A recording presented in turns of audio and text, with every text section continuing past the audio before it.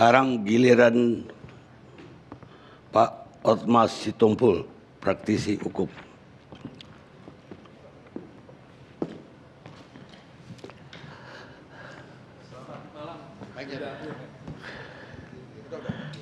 Selamat malam dah. Ya. Saya terus terang nih suka terheran-heran nih ngelihat para ahli-ahli kita nih. Sebelumnya mohon maaf nih. Ya, waktu saya diundang di sini, saya tanyakan apakah ini membicarakan Joko Chandra apa membicarakan pengacaranya. Saya tidak mau kalau untuk itu. Karena saya sendiri tidak suka perkara saya dibantai orang. Oke? Jadi kalau kita berbicara soal pengacara, bagaimana memperbaiki keadaan hukum kita, saya mau. Ternyata itulah kuncinya.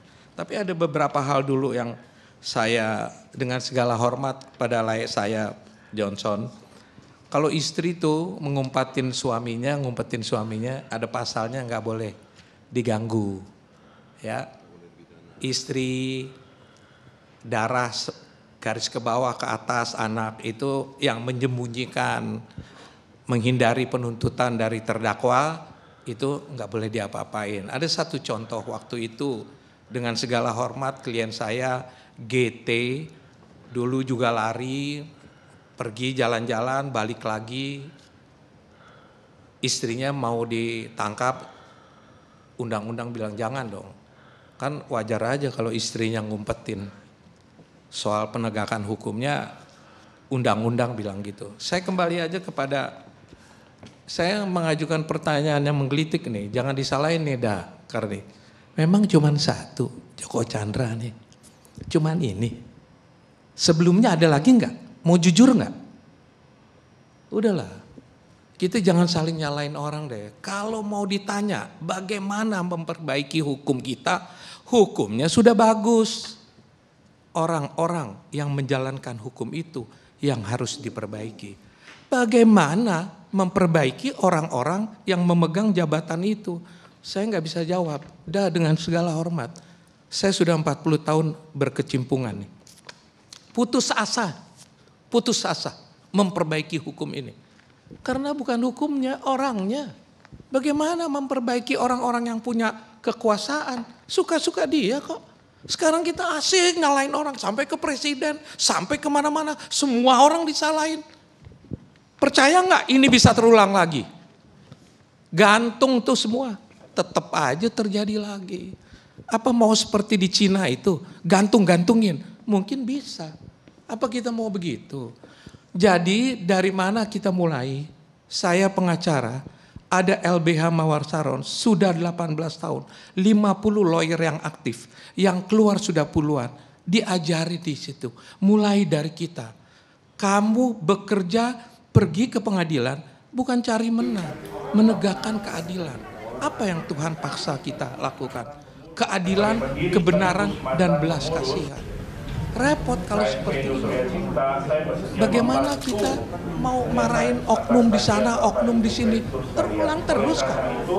Dan untuk pengacara itu menjadi susah. Selalu saya senang sekali nih nonton GLC.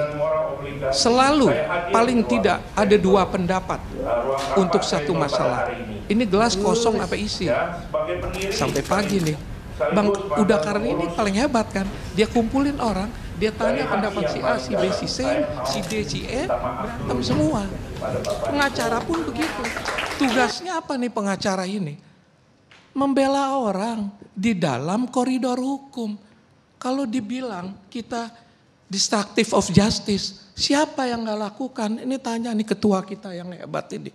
Semua melakukan pembelaan sepanjang dalam koridor hukum. Saya mau kasih contoh, selalu ada dua pendapat. Saya punya klien, diminta sama Kapolri, suruh pulang tuh klien kamu. Saya jemput ke Singapura, ke Australia. Bang pulang bang, hukumnya hadapin bang. Kan begitu. Nanti satu pihak bilang, kau hianati klien kau. Kok kau suruh pulang? Suruh lari dong. Bagaimana ini? Kembali lagi, ayo kita mulai dari kita. Susah loh advokat itu. Advokat saya berulang kali bilang, jangan bisa diatur sama klien. Pertanyaannya kemudian, bisa nggak ngatur klien kita? Bisa nggak kita paksa? Nggak bisa, kita juga terbatas. Tapi berikan nasihat yang benar. Contohnya, kamu kena 2 tahun, masuklah. Sudah masuk aja jalanin, nanti ada remisi, bukan dianjurkan untuk lari. Kan kita terikat kode etik, terikat sumpah jabatan. Saya mau bilang nih, mudah-mudahan banyak pengacara muda, kau tidak bertanggung jawab hanya pada pekerjaanmu dan juga hanya kepada klienmu. Kau bertanggung jawab sama Tuhan. Kau bisa lepas dari tanggung jawab, tidak bisa lepas dari hukuman. Jadi Bang Karni, Uda Karni, manusianya yang mesti dibetulin. Kita mau nyalain semua orang, terulang lagi. Memang ini baru 1 kali. Baru 1 kali yang begini. Gimana kita ini? Kenapa sebutin aja berapa kali begitu biar kita tahu. Disebutin aja gitu. Apakah ini udah berapa kali yang lebih canggih dari Joko Chandra? Itu yang saya bilang. Tidak mudah itu. Saya kasih contoh pengacara nih. Sulitnya pengacara. Jangan kira gampang. Saya paling sakit hati kalau dibilang, lu pengacara modal bacot aja. Nih kamu pakai hati kamu. Tidak mudah juga itu. Sekarang saya tanya nih para pengacara. Ya, kan sekarang pengacara ini mohon maaf nih. Sekarang jadi pengacara, nuraninya membela orang. Besok jadi KPK, marah-marahin orang. Besok jadi LSM, sikat-sikat orang. Nurani kamu apa? Pembela apa? Penangkap orang? Saya mau tanya nih, ada satu peristiwa nih. Pemeriksaan setempat, di mana mayat yang kamu bunuh? Saya jalan sama klien, ini contoh nih. Sama klien kita, jalan. Sama polisi, sama semua. Di mana Pak tadi itu mayatnya kamu simpan? Di sana Pak, di sebelah situ Pak. Oh begitu, wah sibuk. Terus dia bisikin saya, Pak bukan 1 yang saya bunuh Pak, 2 Pak. Di mana? Sebelah sana mau sebelah sana. Terus kita bilang, Pak polisi, ada 2 lagi. Kamu nih siapa, pengacara apa? Enggak gampang, udah untuk berdiri di tengah. Ingatlah itu, kau bertanggung jawab untuk menegakkan hukum. Datang ke pengadilan, mau menang semua kok. Lihatlah sekarang pengacara, mau menang, jaksanya juga mau menang. Bagaimana memperbaiki? Saya ulangi, orangnya yang harus diperbaiki. Kalau soal semua, kan kita dengar itu power tends to corrupt. Begitu kamu punya kekuasaan, suka-suka deh. Sekali lagi, orang-orang yang harus diperbaiki. Kita mau berbusa nyalain polisi, nyalain ini. Saya mau nanya, dengan segala hormat, kalau ini diungkap semua, beres hukum kita. Saya jangan dibilang pesimis, saya putus asa. Otak saya pusing memperbaiki keadaan hukum kita. Tapi pengharapan saya tidak hilang. Saya percaya ada kuasa yang lebih kuat. Tapi saya mau tanya, sistem apa yang bisa memperbaiki keadaan hukum kita? Ayo ngomong nanti yang pinter-pinter tuh. Dulu ada seorang, saya dengan segala hormat, pilihlah saya jadi presiden. Dalam 5 tahun saya akan bereskan hukum kita. Pusing saya dengernya. Bukan hukumnya, orangnya mesti diperbaiki. Bagaimana memperbaiki orangnya? Nih, dari diri kita sendiri. Kau jadi cahaya, tularkan sama yang lain. Sama lawyer-lawyer muda tuh ajarin itu semua. Kalau mau jadi pengacara, kerja di LBH. Taruh hatimu pada orang miskin. Lo kerja benar, enggak dibayar. Tunggu, begitu jadi profesional, dibayar. Pasti kerjanya benar. Saya minta semua lawyer-lawyer muda kita ini, taruhlah hatimu pada orang miskin dulu. Jangan otaknya duit aja semua. Siapa sih yang gak suka duit? Akibatnya begitu tahu ada satu perkara, ada peluang baik melanggar hukum maupun tidak melanggar hukum, dikerjain. Ada duitnya kok. Saya gak usah terlalu panjang, nanti kelihatan terlalu pesimis. Ayo kita mulai ajarkan sama lawyer-lawyer muda kita tertib hukum, jalanin kebenaran dan keadilan, setia. Ingat ya, bisa lari dari tanggung jawab, tidak bisa lari dari hukuman Tuhan nanti. Cepat atau lambat. Jadi para pengacara, saya ulangi, bekerja dulu di LBH. Taruh hatimu pada orang miskin, nanti kerjanya benar. Saya tutup nih, nggak usah terlalu panjang. Saya punya pembantu nih, kerja udah puluhan tahun, cuman satu. Saya bilang, kamu cari pembantu lain dong. Susah Pak, kenapa susah? Begini Pak, yang mau kerja banyak. Yang niat kerja nggak ada. Yang mau memperbaiki hukum kita banyak. Yang niat mau memperbaiki, walahu alam bizawab kata kawan saya. Terima kasih. Makasih.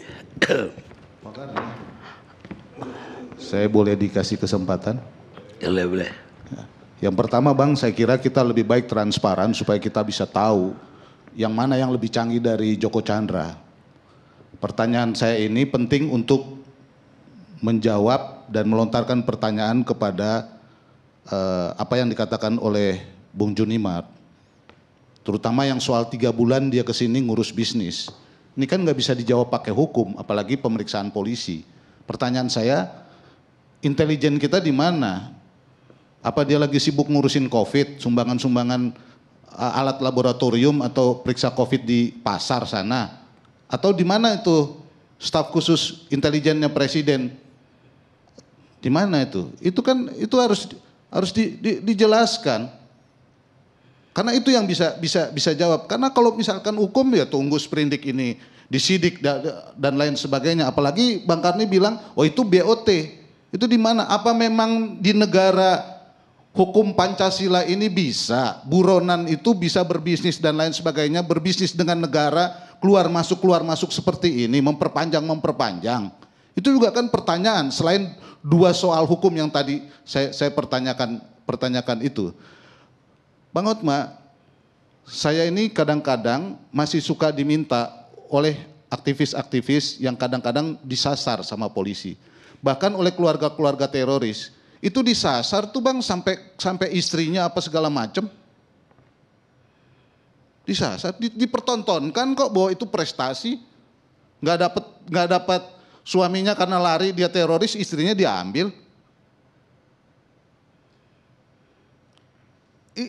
Ini faktanya. Loh, kalau soal yang itu bisa tegas, kenapa yang ini nggak tegas? Terus malah bisa berbisnis apa segala macam dengan mereka. Itu justru jadi pertanyaan saya. Karena tidak bicara hukum, bicara oknum kan. Hukum bilang istri tidak boleh diganggu. Itu aja. Kalau ada kelakuan yang mengganggu istrinya, salah itu. Mau polisi pun mau siapa, tertib hukum. Tunduk pada undang-undang. Jangan menegakkan keadilan dengan melanggar undang-undang. Untuk semua itu. Oke.